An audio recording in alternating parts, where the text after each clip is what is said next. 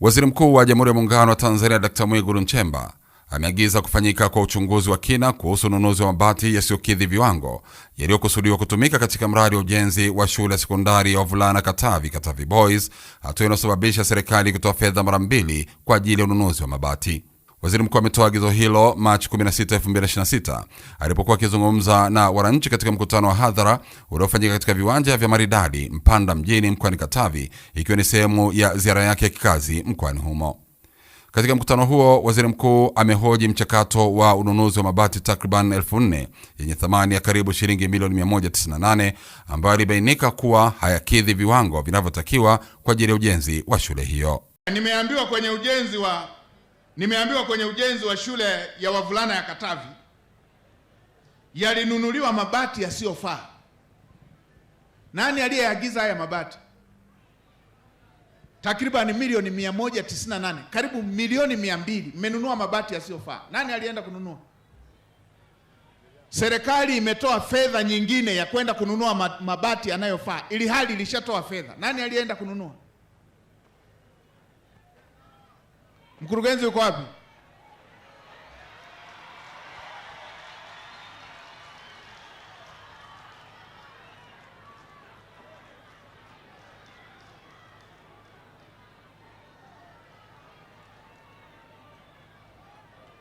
Mmeenda kununua mabati Resa Roofers. Ndio mheshimiwa. Ya jijini Mwanza, mabati 4,000 yasiyofaa. Kwa nini mlinunua mabati na mnajua hayo hayafai? Na fedha hii milioni 200 ambayo mlinunua, kwa nini serikali itoe fedha mara mbili kwenye jambo hilo hilo? Mheshimiwa Waziri Mkuu, ni kweli hizo bati zilinunuliwa kwa mzabuni ambazo nani aliyeagiza bati ambazo sizo zinazotakiwa kutumika? Mheshimiwa Waziri Mkuu, ni watumishi ambao waliweza kusaini na kumlipa. Nani aliyesaini? Kwenye mchakato wa manunuzi mpaka ulipaji. Nani aliyesaini? Nani aliyeagiza? Nani alisaini? Mnaagizaje bati ambazo sizo zinazotakiwa kutumika?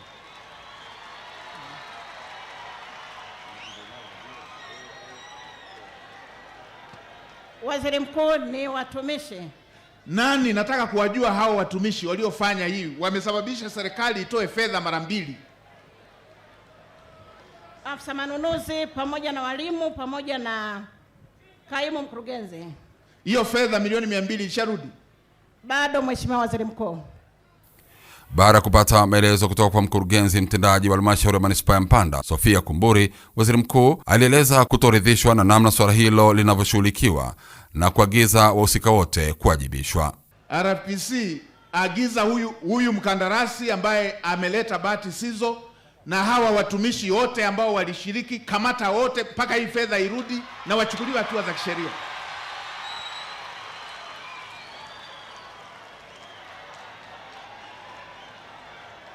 Mambo gani ya kijinga ya aina hii? Fedha ambayo tungenunua madawati watoto wasikae chini, imeenda kununua mabati ya ovyo, imenunua mabati ambayo sio, na fedha imeendelea kubaki huko. Inafanya nini? Fedha ya serikali, mabati sio, imebaki kule, inafanya nini? Na wewe ndio mkurugenzi, umechukua hatua gani? Mheshimiwa Waziri Mkuu, mzabuni tunaye aliendelea na tuliendelea kuwasiliana naye arejeshe pesa zote. Mpaka sasa hivi hajarejesha, lakini mawakili wetu wa serikali wameingilia kati na kwamba mnasumbua mawakili. Tumempa fedha, ameleta bati tusizozitaka. Mnasumbua mawakili wa nini kwenye jambo lililo wazi? Kamanda, mwelekeze kamanda mwenzako akamatwe, asiwe huru mpaka arudishe hii fedha. Aidha, Waziri Mkuu amemwagiza kamanda TAKUKURU mkoa wa Katavi Sifa Nkuthi Mwanjala kufanya uchunguzi wa kina ili kubaini ushiriki wa kila mtu katika mchakato wa manunuzi hayo.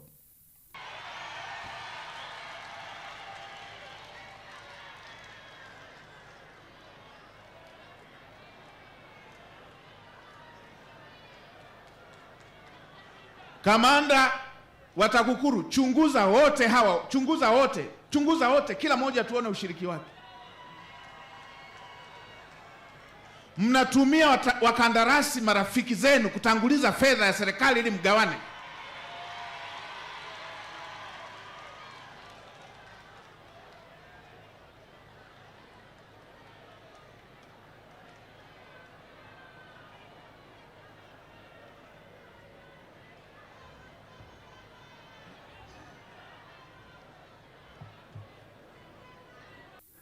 Vilevile waziri mkuu alimwagiza kamanda wa polisi mkoa wa Katavi RPC Constant Ngonyani kuhakikisha mkandarasi aliyesambaza mabati hayo pamoja na watumishi wote waliohusika wanachukuliwa hatua za kisheria. Mmechepusha fedha zingine za matumizi ya kawaida. Yule mkandarasi asiwe huru mpaka hiyo fedha irudi ya serikali hapa. Hatuwezi tukaanza kubageni fedha ya umma, fedha ya ulipa kodi. Hatuwezi tukaanza kubembelezana, kubageni.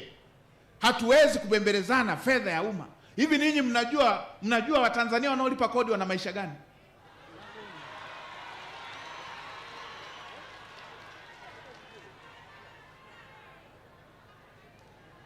Kuna akina mama ana mtoto mgongoni, anashindwa hata kumpa vitumbua, anadaiwa alipie kibanda cha ushuru, anatakiwa alipie meza ya ushuru.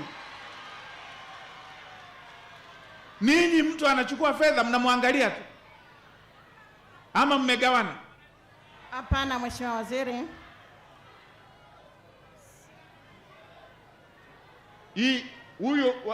Huyu akamatwe na hawa walio saini wakamatwe, fedha hii irudi na wachukuliwe hatua za kinidhamu.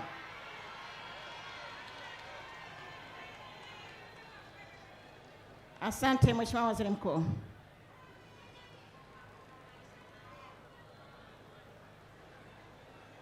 Mnipe asante baada ya fedha kurudi.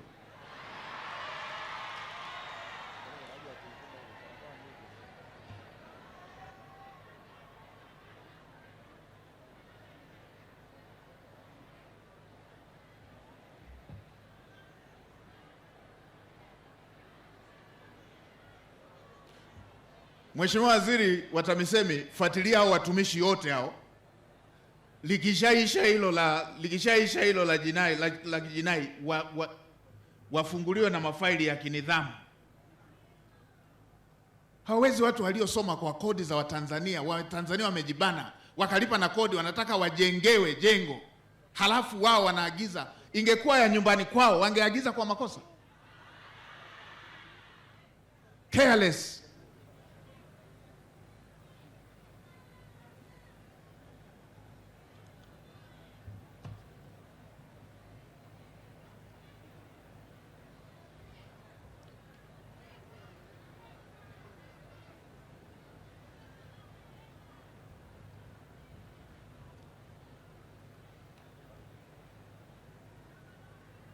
Watu ambao wamefanya kazi halali wanawadai, halafu wezi mmewaachia fedha.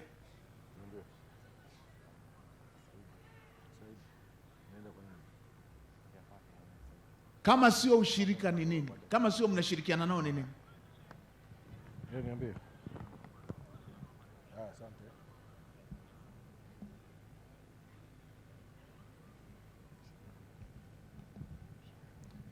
Kamanda, ongea na kamanda mwenzako na wale wengine walioko hapa,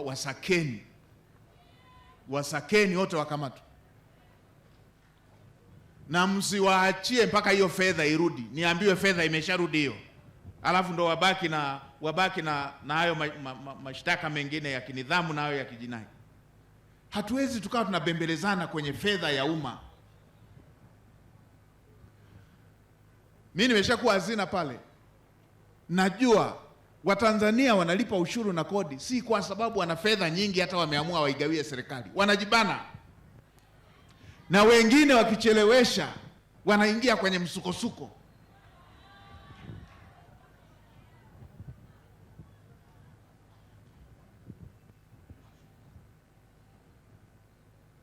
Na mimi nimepitia haya maisha ya Tanzania, najua kuna familia kuipata 20,000 ni kazi.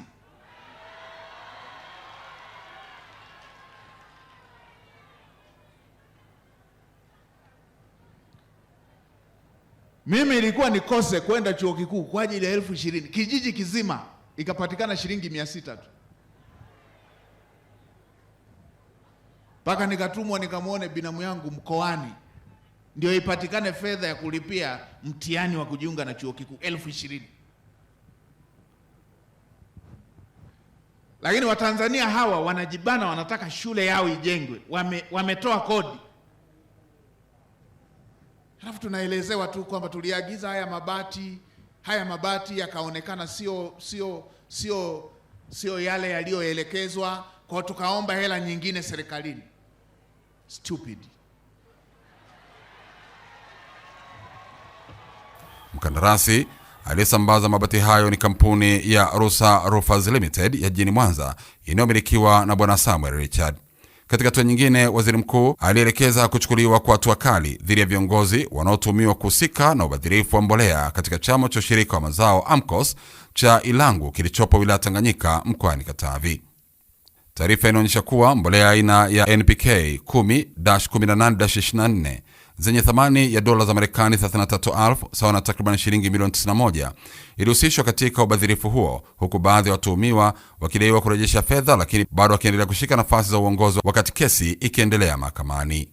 Kutokana na hali hiyo, waziri mkuu amemtaka waziri anayehusika kusimamia sekta hiyo kuhakikisha watuhumiwa hao wanaondolewa mara moja katika nafasi zao za uongozi wakati kesi yao ikiendelea mahakamani. Aidha, Dkt. Mwigulu amesisitiza kuwa kurejeshwa kwa fedha pekee hakufuti kosa lililofanyika na kwamba husika wanapaswa kuwajibika kwa mujibu wa sheria na taratibu za utumishi wa umma. Nilipita mkoa mmoja nikakuta wamegawana fedha za miradi zaidi ya milioni 300 wamelipana posho. Nikamwambia waziri, hao fyeka wote, wilaya ile ianze upya, kila moja aliyehusika fyeka. Wengine nikakuta kwenye wilaya moja wamegawana fedha za mradi, waliposikia ziara naelekea pale kwao wakarejesha. Nikasema hata warejeshe haitoshi, fyeka. Hatuwezi tukawa tunafanya utaratibu wa kuviziana kwamba wasipotuona tuwaibie, wakituona turejeshe. Hilo halikubaliki. Sasa na hapa kwenu nimeona hawa walioiba mbolea, nimeambiwa wamerudisha fedha hizo. Hawa wa AMCOS wamerejesha fedha, naambiwa na kesi iko mahakamani, wanaenda kwenye kesi huku wakiwa bado viongozi ili watuibie tena.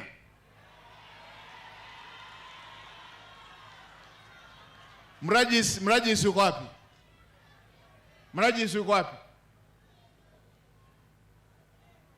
Kwa nini watu walioiba na imethibitika na hiyo fedha wakairudisha, kwa nini mmewaacha waendelee kuwa ofisini? Asante Mheshimiwa Waziri Mkuu. Kwa nini mmewaachia? Hapana, tujawaachia, tumewaondoa Mheshimiwa Waziri Mkuu.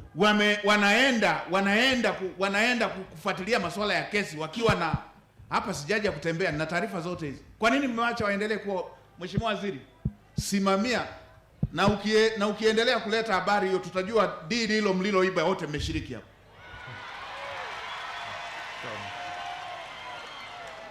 Mheshimiwa Waziri, fuatilia hawa watu wasikae wiki nzima ofisini. Wezi wanakaaje ofisini? Mnaachaje watu walioiba waendelee kuwa ofisini?